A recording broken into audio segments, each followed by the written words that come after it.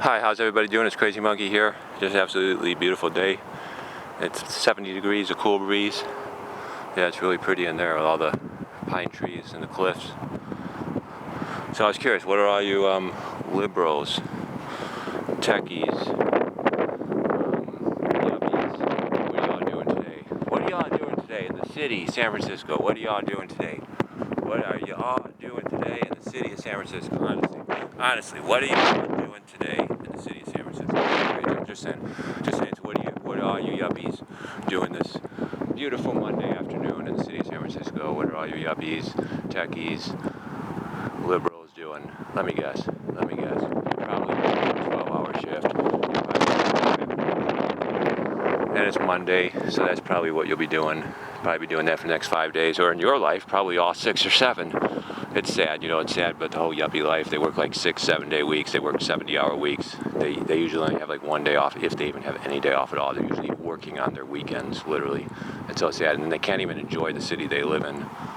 They can't even enjoy going to the art museums, walking across the bridge, going hiking. They can't even enjoy what their city has to offer. It's sad. They just live in their tiny little studio apartment, pay $2,000, $3,000 a month, work 70 hours a week, desperately trying to get ahead, and they never get ahead. They just stay poor.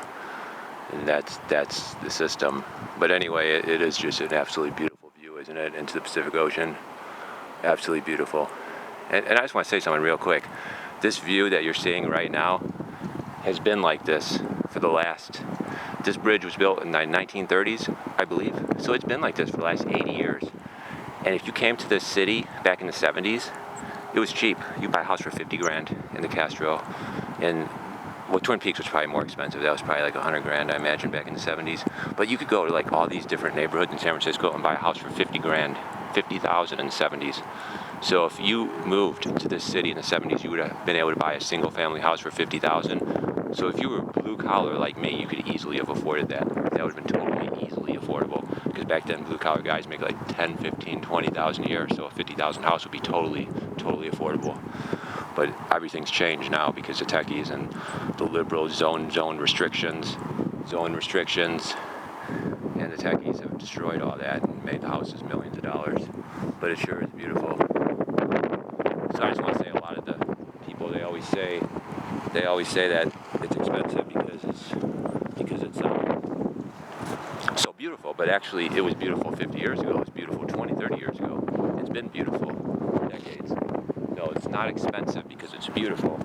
It's expensive because the techies and the liberals deliberately made it expensive. They're the ones that made it expensive. And the zone restrictions, which is liberal socialist policy, made it expensive.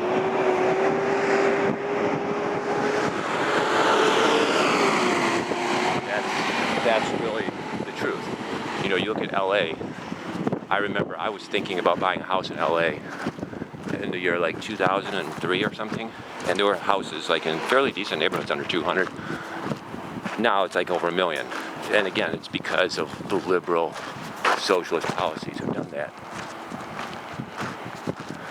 And the same thing is true with many, many cities. Just like now, Denver's becoming ultra expensive. Denver was dirt cheap 10 years ago. You go into Denver 10 years ago, man, you could got a brick house for like 150. It was dirt cheap in Denver.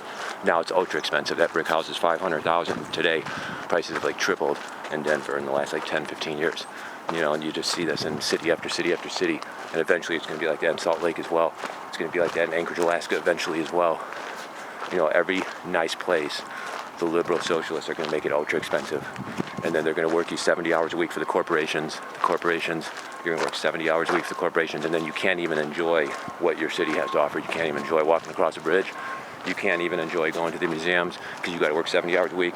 Or if you live close to a ski town, you won't even be able to enjoy the ski resort because you got to work 70 hours a week to pay your mortgage or pay your rent. That's their socialist, corporatist system of making the house prices astronomical. So you'd be a slave working 70 hours a week, and then you can't even have fun. That's the part that sucks. But anyway, I got to head on back to the airport pretty soon. I'm going to go to that art museum for like 30, 45 minutes, and then I'm going to head back to the airport. I got about 5 hours, but got to get back to the airport like an hour advance because I don't want to have to miss the flight and then pay $100. Don't want to do that. So anyway, the city's actually the only areas that were really, really filthy with homeless bums pissing and shitting all over the place was basically the Tenderloin and parts of the Soma.